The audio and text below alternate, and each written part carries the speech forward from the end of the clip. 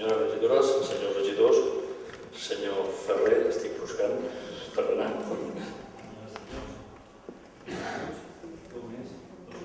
Benvinguts un cop més al Dia d'Europa. El 9 de maig de l'any 1950, Robert Schuman, que era aleshores ministre d'Afers Exteriors francès, va fer una declaració que va suposar el primer pas per a la integració dels estats europeus en proposar la creació de la primera comunitat europea, la del carbó i de l'acer, que va ser l'origen de l'actual Unió Europea. Argumentar que això era un requisit indispensable per al manteniment de relacions pacífiques al continent, després de les desfetes que s'havien produït anys abans, durant la dècada dels 40. Aquesta proposta és coneguda com a Declaració Schuman. I el 9 de maig, el dia que ell va fer aquesta proposta, el 9 de maig s'ha convertit en un símbol europeu, el que anomenem el Dia d'Europa. El Dia d'Europa, des de l'any 2004, a Terrassa, celebrem un acte institucional obert a tota la ciutadania amb la participació d'un expert que ens parla sobre un tema d'actualitat europea. Aquest any comptem amb la col·laboració del senyor Xavier Ferrer i Junquer. És president del Consell Català del Moviment Europeu i que ens oferirà avui una conferència amb el títol Els reptes econòmics, polítics i socials de la Unió Europea. El senyor Ferrer va néixer a Torroella de Montgrí, està casat i té 3 fills, ha fet la seva carrera professional bàsicament al sector financer, a la Caixa, és doctor per la Universitat de Barcelona, és llicenciat en Ciències Econòmiques i Empresarials, també és llicenciat en Ciències Polítiques i Sociologia, és diplomat en Comunitats Europees i ha estat professor d'Integració Europea. Ha fet diverses publicacions, seria llarg d'esmentar-les en aquest moment, ha fet un nombre important de conferències i debats sobre Europa principalment, i actualment, com deia abans, és president del Consell Català del Moviment Europeu, vicepresident de la Comissió d'Economia Internacional i Unió Europea del Col·legi d'Economistes de Catalunya, president de ADISEC, Associació de Diplomats de Cursos de la Unió Europea de Catalunya, és membre de la Junta Directiva de la Lliga Europea de Cooperació Econòmica i, si ho ha posat és perquè vol que també ho digui, ha estat directiu de la Comissió Social del Futbol Club Barcelona.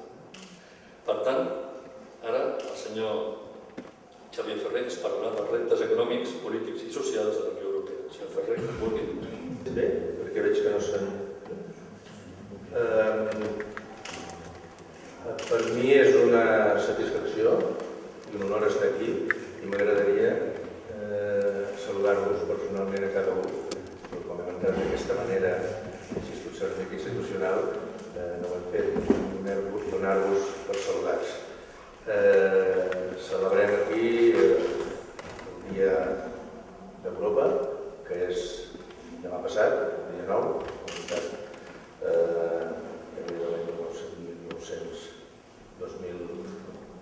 l'any 50 del segle passat, Robert Schuman va fer un discurs que va canviar la història i a partir d'aquí hem de mantenir aquesta flama europea que en l'estat que estem ens va costar molt ara per la via de la democràcia. Jo faré una exposició no massa llarga perquè he acabat dient que és veritat que havia sigut directiu de l'Organització Social del Futbol Club Barcelona amb els anys gloriosos del 2003 al 2010, però aquest any també pot ser gloriós i aquestes coses no ho hem compartit, que els que som també ja ser colifistes o guardiolistes no sé qui volem que guanyi. Hem de voler que guanyi el Barça. Jo dic que guanyi la Champions, si no la pot guanyar el Barça, que la guanyi el Pep, no? Però bueno, primer el Barça. Per tant, mirarem d'anar ràpids i que a les 8 tothom pugui anar cap a casa per veure el partit. Voldria començar per agrair a l'Ajuntament de Terrassa per haver-me invitat, teniu una ciutat magnífica perquè he arribat en temps i he pogut visitar-la per aquí. Felicitats també en els que treballeu en aquest àmbit europeu per aquest premi que heu rebut, la placa d'honor del Consell d'Europa, i també destacar, a part del municipi de Terrassa per la seva activitat i ser membre del Consell Català del Moviment Europeu i la seva activitat en temes europeus, dues persones que estan molt actives en aquest àmbit, com és el Joan Chicón i l'Anna, aquí presents, que us puc assegurar que posen la ciutat de Terrassa en el mapa d'Europa amb consistència. Per tant, agraïts que estigueu aquí treballant d'aquesta manera. Però ara el que venim a fer avui aquí és a parlar una mica d'Europa, d'una cosa molt general que ens podria portar moltes estones perquè els reptes econòmics, polítics i socials són immensos i són llargs d'explicar. No ho faré una pinzellada i després sí que, no sé si està previst, però si algú vol fer alguna pregunta, doncs endavant, jo disposat a el que vulguin. Com tampoc sé en l'àmbit que estan cada un de vostès del coneixement d'Europa, ho he preparat com en 3 blocs, bastant ràpids els 3 blocs. Un seria la història, d'on venim i com hem arribat aquí. El segon és els reptes que tenim i el tercer, el futur que ens espera, que és tan imprevisible el futur, que no s'encerta mai, però tal com ho veig jo o que m'agradaria que fos. Com hem arribat a la situació que estem? Bé, tot comença en l'any 50, amb el Robert Schuman, amb aquesta declaració, podríem dir que aquest és el moment, però tot això ve del desastre de la guerra o de les 2 guerres mundials que hi va haver, que va deixar, especialment la Segona Guerra Mundial, a Europa destrossada. Surten unes voluntats més que estatals populars, de gent influent, que tenen ganes de canviar la història i de dir que els estats europeus deixin de barallar-se i el que hagin de fer ho facin amb consens i amb acords. Previ a això, i jo crec que en veig amb el deure de fer-ho, l'any 1948 també una sèrie de persones europees de diferents estats creen el Moviment Europeu Internacional, que és una organització que no té res a veure amb la Unió Europea, a la qual en forma part el Consell Català del Moviment Europeu, que tinc l'honor de presidir, i que es crea l'any 1949 a l'exili. Després sí que faré una pinzellada del que és el Moviment Europeu Internacional, però les 2 coses funcionen, diguem, en aquest moment, als principis dels anys 50, de que hi ha una voluntat de passar del conflicte a la cooperació. Anant ràpid, hi ha el tractat el 1952 del carbó i l'acer, el 1957 la Comunitat Econòmica Europea, el 1987, fixeu-vos que passen 30 anys, no hi ha cap més tractat fins al 1987 amb l'Acta Única Europea, que ja posa 4 pinzellades d'acció política, no només econòmica, sinó també política. Maastricht, el 1992, que posa els 2 pilars de l'econòmic ja hi era, de la Unió, d'avançar en política exterior i també d'elements de cohesió, diguem, d'interior, i marca les pautes del que després, al cap de 10 anys, va ser l'euro. 1997 el Tractat d'Amsterdam, 2000 el Tractat de Niça i el que tenim ara, que és de 2009, que és el Tractat de Lisboa, que és el que ens regeix. Això a nivell de tractats. A nivell d'estats, comença amb 6 estats el 1957, 1973 se n'incorporen 3, un d'ells important és el Regne Unit, 1981 Grècia, 86 Espanya i Portugal, el 1995 3 més, i la gran ampliació dels països de l'est en el 2004, a més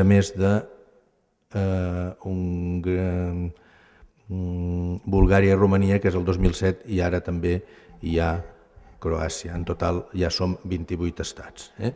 En tot això també, naturalment, aquesta adaptació amb aquests 50 llargs anys es va començar amb la Comunitat Econòmica Europea i s'ha anat avançant en l'àmbit econòmic amb salts qualitatius importants de més integració econòmica i de més aspectes de llibertat individual i de possibilitats de moure's a nivell empresarial i de les 4 llibertats individuals i empresarials i per fer, diguem, negocis, i cada un naturalment tindrà l'edat que tindrà, però algú se'n recordarà de que per anar a França es necessitava el passaport i hi havia una moneda que es deia franc francès que semblava que no desapareixeria mai i que hi hagués en alguns dels països que ara anem també només amb el carnet d'identitat i amb la mateixa moneda, fins i tot es necessitava visats, no?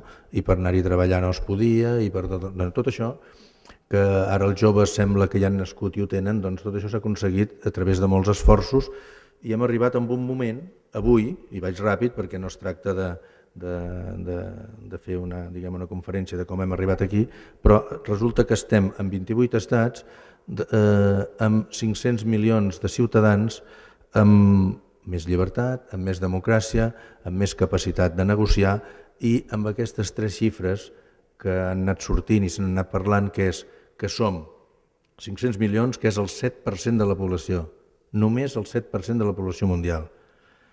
Però aquest 7% de la població mundial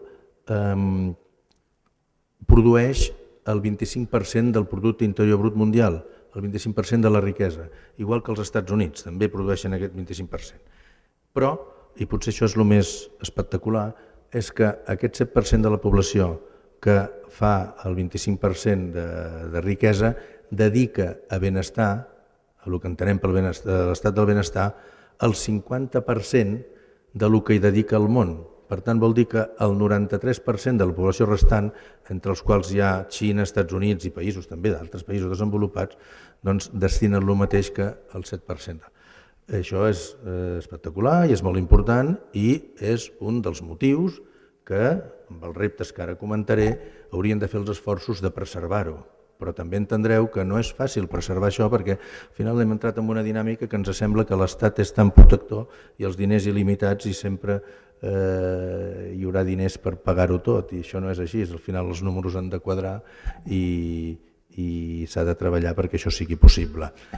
I una mica això em serveix per situar-me en el punt 2, que és com estem ara, quins reptes tenim.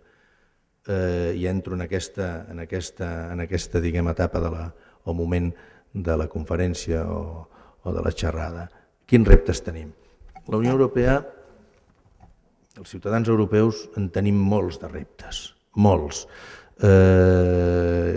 i problemes i situacions complicades. És impossible en un temps limitat comentar-los. Jo els he situat en 5, 6, i els hem titulat sectes econòmics, socials i polítics. Hi ha un repte econòmic important que és superar la crisi econòmica. Aquesta xerrada fa 10 anys segurament no començaria o no hauria de comentar el que ara comentaré i que tots sabem perquè fa des de l'any 2007 i d'una manera potser inesperada, estàvem acostumats a viure d'una manera amb un creixement constant i ve dels Estats Units perquè amb la globalització ho afecta tot. Entrem en aquesta crisi que primer va ser financera i després econòmica i ara també social amb un atur galopant i que és difícil de sortir-ne. I aquesta crisi ens va portar, primer que era empresarial, a que l'Estat hagués de cobrir més despesa i més situacions que les empreses no podien cobrir i amb la qual va fer més despesa i recaptava menys impostos perquè hi havia menys activitat econòmica, amb la qual generava més deute. El generar més deute vol dir que també tenia més dèficit pressupostari i vol dir que al final els que donaven diners als creditors internacionals arriba un punt que diuen no us deixem més diners perquè no estem segurs si ens els podeu tornar. I aquí és quan intervé tot el moviment en l'àmbit de la Unió Europea, d'Alemanya ho veu d'una manera, els països del sud d'una altra, i s'ha entrat en aquesta dinàmica de l'austeritat, que a la meva manera de veure no és la millor manera, però com que a Europa tot se soluciona o tot s'arriben a acords a través del consens i d'arribar a acords difícils i lents, però no de conflicte, doncs es va optar per aquesta línia que d'alguna forma, amb uns fons que ara també seria llarg d'explicar, uns fons comunitaris, van permetre que es fes un rescat a Grècia, un rescat a Irlanda, un rescat a Portugal i un rescat a l'estat espanyol, que encara que es pugui dir que no és un rescat perquè és bancari, però és un rescat. I això va provocar també molt atur i sobretot una cosa que em preocupa a mi i a tots, que és un atur juvenil, importantíssim perquè aquest tipus de política d'austeritat amb la idea de que primer posem ordre en els comptes i després ja farem expansió econòmica per crear ocupació, clar, tot això està molt bé des d'un punt de vista teòric, però el problema és que a veure si fent això resulta que matarem el malalt i no serem a temps a buscar-hi solucions. Ara sembla que es mou, que amb el Banc Central Europeu, amb l'expansió monetària, que és el que va fer Estats Units fa 2 anys, posar més diners en circulació, doncs sembla que es pot anar o anem sortint. Com a mínim hi ha més possibilitat de diners que les empreses es puguin demanar i puguin generar ocupació. Però jo crec que ja m'agradaria poder-ho dir d'una altra manera, però la meva manera de veure és així. No serà res igual.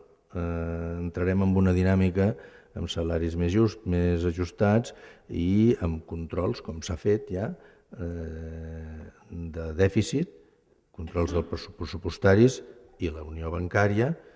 Per tant, entrarem en una unió econòmica i monetària de facto i concreta dintre del que és la zona euro, que jo crec que és una bona manera d'anar integrant Europa, en aquest cas des del punt de vista econòmic. Faig un parèntesi per dir que normalment la Unió Europea ha anat fent progressos importants, desgraciadament a base de crisis importants. O sigui, quan va caure el mur de Berlín es fa el Tractat de Maastricht per donar l'impuls polític. Amb la guerra de Iugoslàvia, el Tractat d'Amsterdam per també donar... O sigui que ara, amb aquesta crisi, ens resulta que ens servirà al final, en perspectiva històrica ho veurem, per haver fet aquesta unió econòmica i monetària. Un altre dels reptes que tenim seria, que ve a col·lisió amb això, doncs és l'atur, especialment als països del sud, i l'atur juvenil. I això s'arregla amb estabilitat i després econòmica i després amb polítiques d'expansió i jo repeteixo que jo crec que ens en sortirem perquè les societats sempre se'n surten de tot, però amb salaris més justos, més baixos i amb dificultats com ens està passant. Un altre tema important que tenim com a reptes, que a vegades passa desapercebut, que jo el situo com un repte econòmic i geoestratègic, no és un problema avui, però ho serà d'aquí un temps, és el tema energètic. Resulta que ara la Unió Europea, els 28 estats, consumim energia, el 50% de l'energia que consumim la importem i no hi ha problema, perquè com que tenim diners, doncs ho paguem i cap problema. Però el problema és, i si el que t'ho ven perquè hi ha un conflicte no t'ho vol vendre, què passa?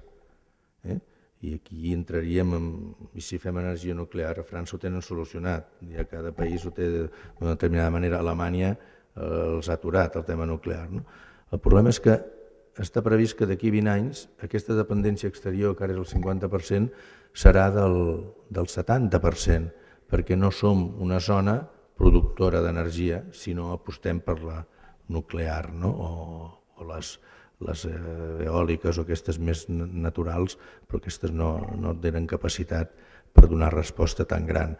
I aquest és un dels reptes importants perquè per garantir, perquè el que està clar és que la ciutadania tots volem anar en cotxe, volem tenir tots els serveis i això, les empreses han de funcionar i això, per tant, això requereix que tenir unes bones relacions, encara que a vegades per el que està passant o el que estem veient diríem, ens hauríem de plantar amb els estats veïns que són o productors o canalitzadors de l'arribada d'energia. I suposo que no està clar que podeu entendre que parlo d'un concret, que és Rússia, per exemple. No? I per tant jo aquí aquest àmbit de l'energia el veig com un problema geoestratègic important i que pot ser font de conflicte, ja ho és ara, però d'aquí uns anys amb més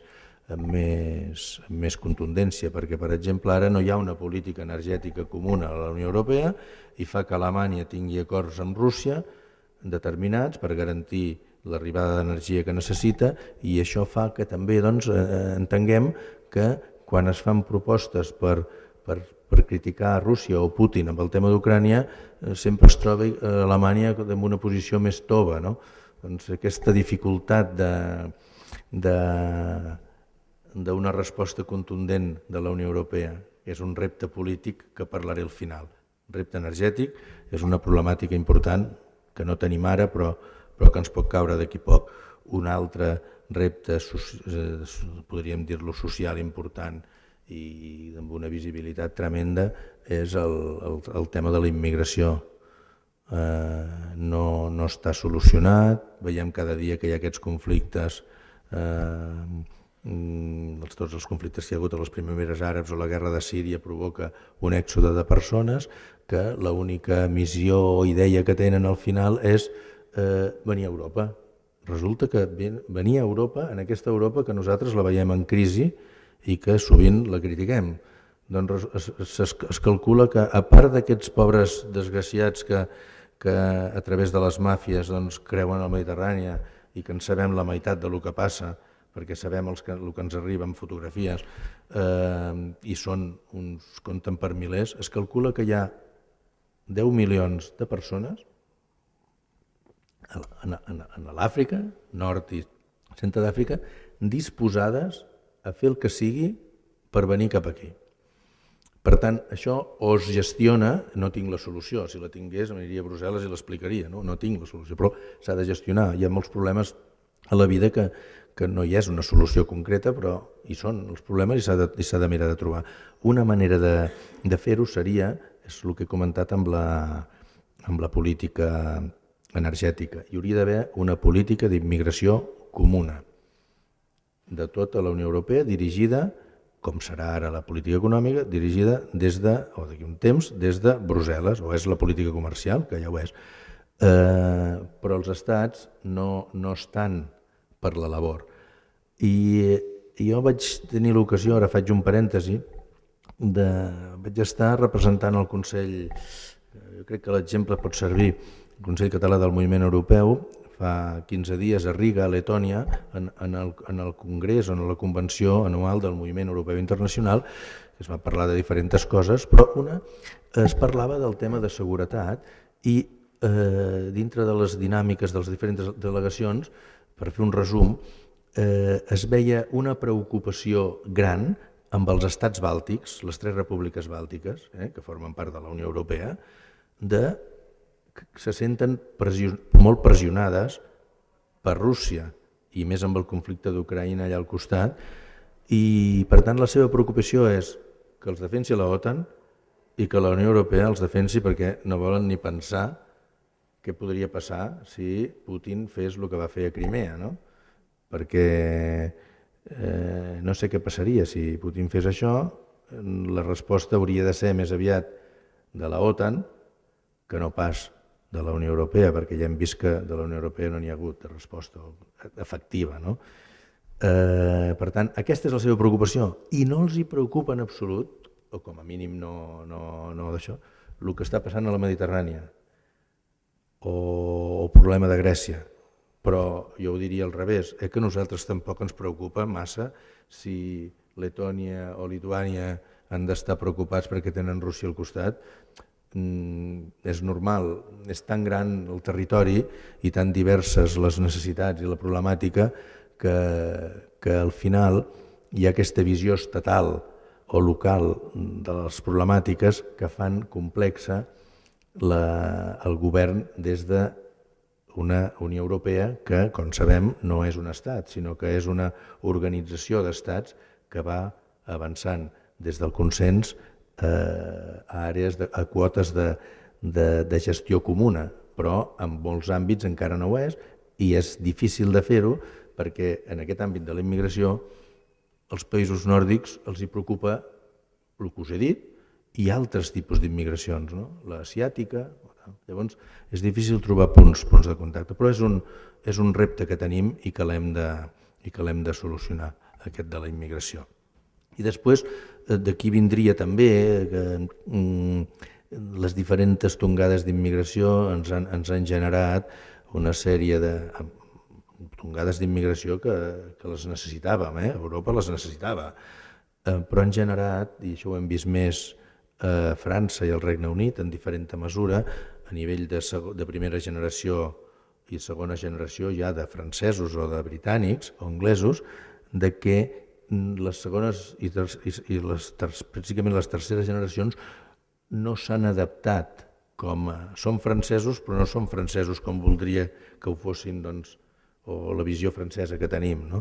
I això ha provocat amb el tema del jihadisme doncs, tota aquesta problemàtica per situar o per resumir-ho de la paraula d'aquest terrorisme intern de la Unió Europea que veurem com es gestiona i aquesta també problemàtica de la jihad que van actuar, diguem, a Síria o en altres llocs. És un problema que tenim de seguretat a la Unió Europea i que s'haurà de gestionar, però no, jo diria que no es pot gestionar només des del punt de vista de la seguretat i d'un concepte militar o de repressió, sinó té moltes connotacions socials, no? Perquè si això ha passat és per alguna cosa, és perquè en algun moment donat no se'ls ha donat les sortides que segurament podien haver fet que tinguessin un ascensor social, aquesta gent, més adequat. I reptes polítics. Reptes polítics els situo amb dos vertents. Tenim uns reptes polítics externs, i aquí lligaria amb el tema que he parlat de l'energia, no? Que hem de tenir bones relacions amb els estats especialment veïns, perquè en la mesura que tens bones relacions doncs tens capacitat de negociar i d'interactuar i en el cas concret de garantir que la canalització i l'arribada de l'energia estarà, diguem, solucionada durant anys. Per tant, la gestió que fa la Unió Europea amb el tema d'Ucrània a vegades és probable que no l'entenguem, però segurament jo intento fer l'esforç de dir és que potser el cor ens diria que li haurien de donar una lliçó a Putin, però els que ho han de decidir, que d'alguna forma també ho han de fer amb el cap, diuen, bueno, però si ho fem resulta que a França li interessa una cosa, a Alemanya una altra, a l'estat espanyol o a Espanya una altra, perquè resulta que part de l'energia ens arriba d'Argèlia, però els estats bàltics una altra, s'han de primer consensuar aquests interessos i després a veure que l'altre no s'acabi, diguem, encara que pugui semblar una posició tova, molestant, no? Per tant, no és fàcil a vegades entendre les decisions que es prenen perquè hi ha molts interessos interrelacionats pel mig. No sé si m'explico, però és una mica a vegades per entendre o comprendre el per què passen unes coses i no en passen unes altres que ens semblarien més lògiques.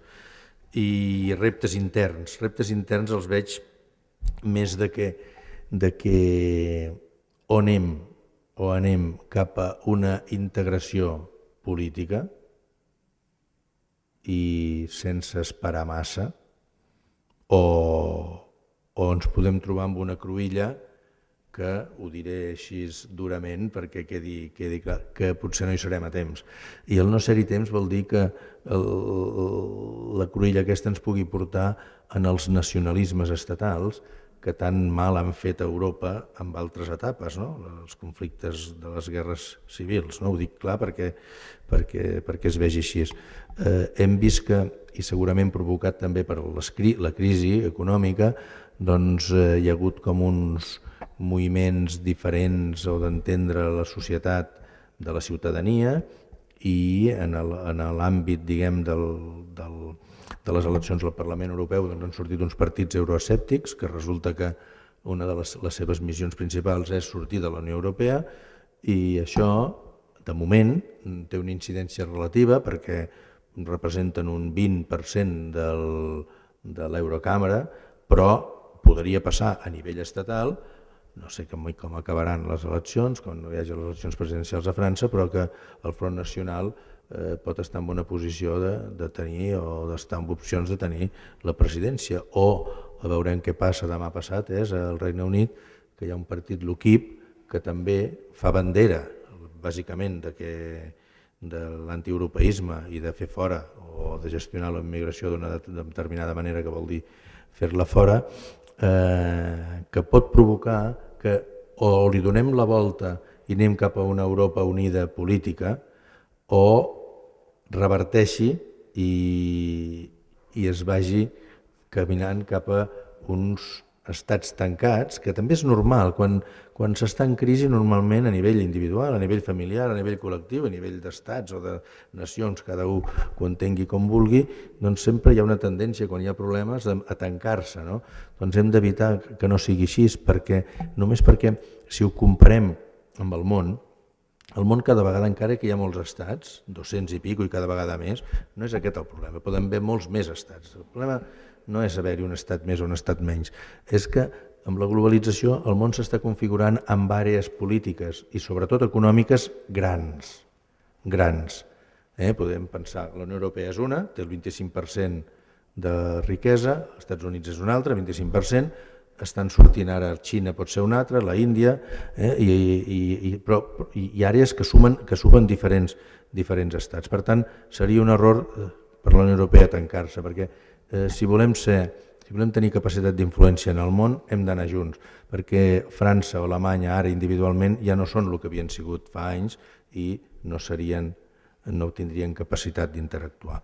Per tant, aquest és un repte, jo el situo polític intern, que hem de fer aquest salt en la unió política, i quan parlo d'unió política també parlo d'unió de defensa. Sé que hi ha molts més reptes, però podem parlar si voleu o si volen, però jo ho deixaria aquí perquè amb aquesta pinzellada. I, per anar acabant, repeteixo, hem d'aconseguir, a la meva manera de veure-ho, apostar per una Europa unida, amb respecte a les realitats de cada poble, de cada país, i amb l'objectiu de vèncer els nacionalismes estatals i aquests populismes que he comentat. I això, a la meva manera de veure, és la millor manera de defensar i garantir la llibertat i la seguretat dels ciutadans europeus. I permeteu-me que des del Consell Català del Moviment Europeu, que estem treballant coordinats, com he dit abans, amb altres entitats i també partits polítics i associacions, i també amb el món local i amb l'Ajuntament de Terrassa, és un dels exemples, per una Europa, treballem per una Europa democràtica i federal i solidària, on la pau i els valors europeus estiguin a l'ordre del dia.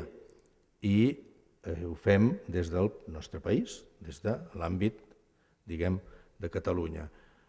Per tant, l'objectiu que tenim és conscienciar en la ciutadania catalana que el millor per a Europa i per als ciutadans és una Europa unida que al final doni resposta en el que és el seu lema, que és units amb la diversitat. I permeteu-me que acabi amb 4 distincions o visques. Un és obvi, jo soc el president del Consell Català del Moviment Europeu, que m'honra i que m'heu invitat aquí i estic representant aquesta institució, per tant, permeteu-me que digui visca el Consell Català del Moviment Europeu.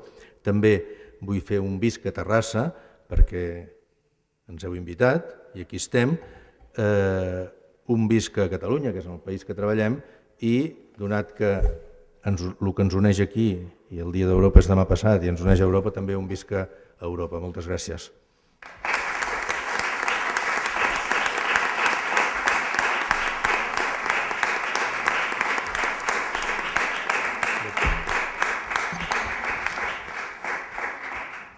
Una pregunta, no? Sí? Ha quedat tot clar?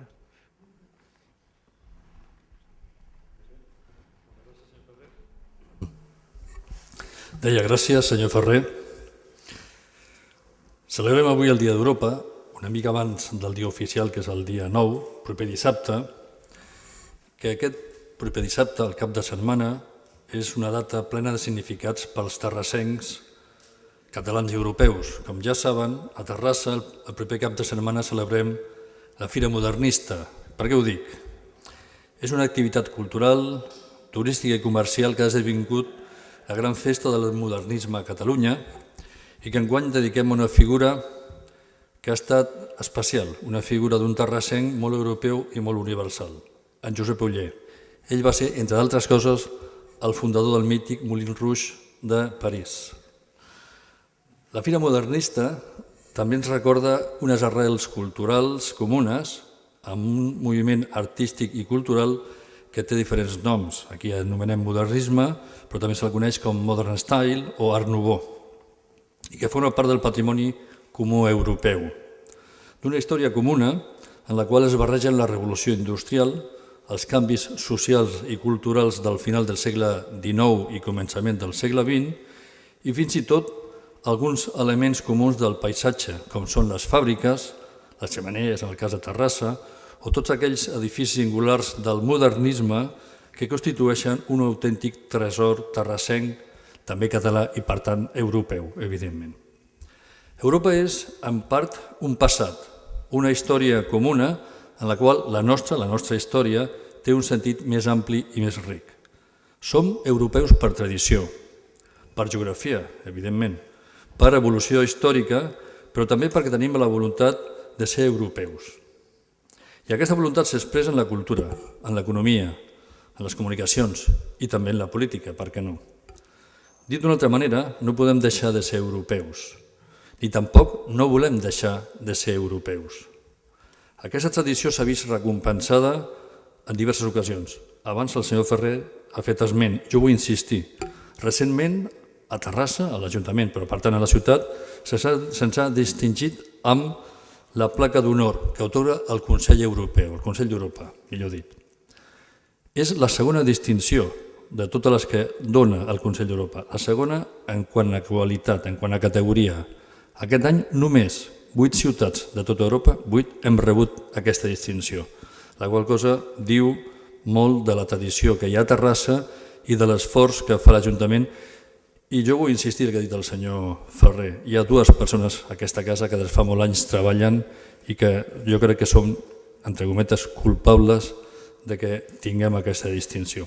Que se suma d'altres distincions. Temps enrere vam rebre el diploma d'honor i la bandera d'honor, també del Consell d'Europa. Si més no, i deixeu-me que acabi amb aquest recull de distincions que hem rebut i jo penso que val la pena dir-les, l'any passat el Consell Català de la Unió Europea va donar a la ciutat de Terrassa i al seu Ajuntament el diploma, una distinció en reconeixement de la tasca que fa l'Ajuntament per la difusió de l'esperit europeista que fem sovint. Però és obvi que no hi ha una única manera de ser europeus i que Europa no significa el mateix per a tothom. Abans feia esment. Fins fa uns anys, per la majoria de nosaltres, Europa era sinònim, entre altres moltes coses, d'un cert model de societat del benestar, d'equilibri entre interessos generals i particulars, de noves formes de democràcia i d'eficàcia. Els nous reptes econòmics, socials i polítics de la Unió Europea, com abans ha esmentat el senyor Ferrer, ens situen davant un panorama contradictori, que ens fa qüestionar-nos l'europeisme superficial i preguntar-nos cap a on anem i, sobretot, com també es deia, a través de quins mecanismes decidim cap a on anem. Això és important. En un país com el nostre, que té importants dèficits democràtics, això crec que s'ha de dir, ho tenim tots clar, té tot el sentit del món qüestionar-nos també els dèficits que té la Unió Europea. L'Europa del deute públic, dels rescats, de la troika, de l'austeritat imposada, dels interessos nacionals camuflats entre suposats interessos europeus, també s'ha parlat.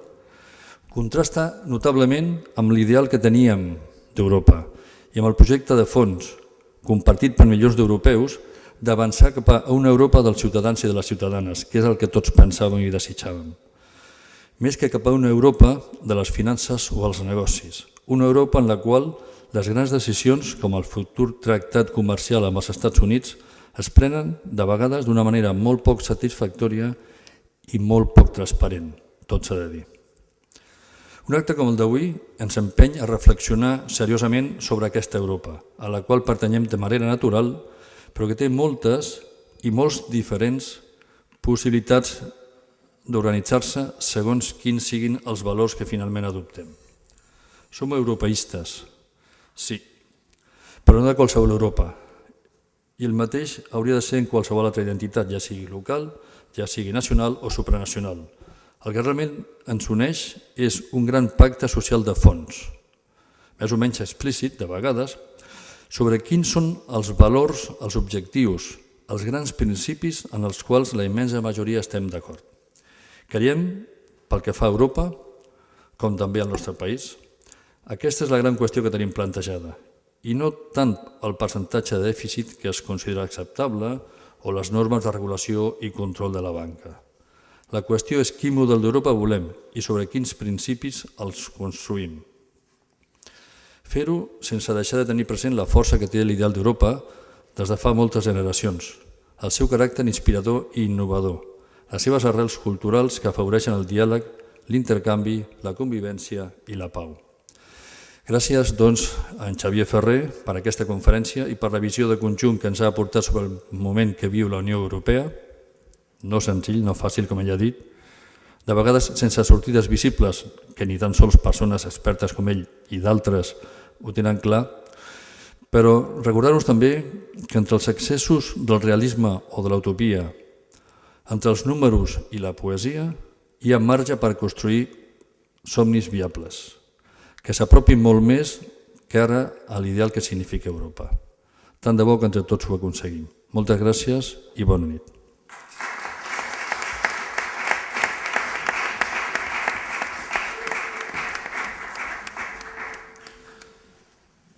I ara, com és habitual en aquest acte del Dia d'Europa, la cloenda serà una cloenda musical.